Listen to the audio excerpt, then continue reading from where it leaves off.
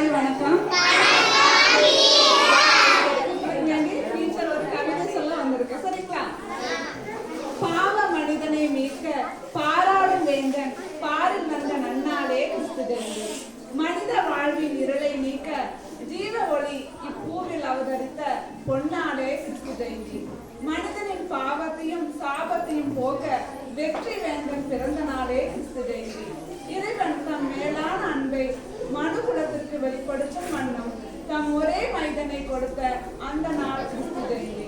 புத்தாடை உடுத்தி பிறரோடு ஒப்பிட்டு தம் தம் அந்தஸ்து காட்டும் நன்னாளல்ல கிறிஸ்து ஜெயந்தி. விருந்துகளிலும் பலகாரங்களிலும் திருப்தி கொள்வது கிறிஸ்து ஜெயந்தி அல்ல.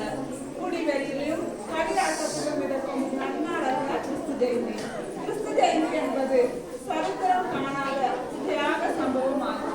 இறைவன் மனிதரானார்.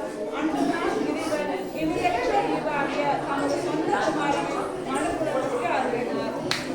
ஜீவனோக பாவிகளாய் தம்மை மீட்டெடுக்க இறைவன் இயேசு தாழ்மை முடிவெடுத்த நாளே பாராளும் வேந்தனாகிய இப்பாரிலே பிறந்த நாள் தான் கிறிஸ்து ஜெயந்தி.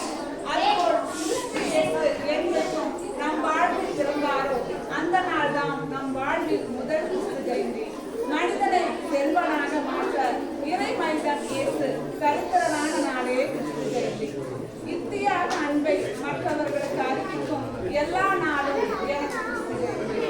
என் வாழ்வில் நிலையான சந்தோஷத்தையும் சமாதானத்தையும் பெற்று அனுபவித்த அப்பொன்னாளே கிறிஸ்து ஜெயந்தி.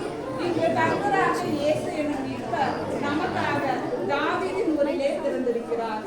ஆம், இறை மைந்தன் இயேசு நம் அனைவருக்காகவும் மானிடராக அவதரித்தார். காரணம், தேவனாக இறைவன் நம் அனைவரின் மீது வைத்த அன்பின் நிமித்தமே.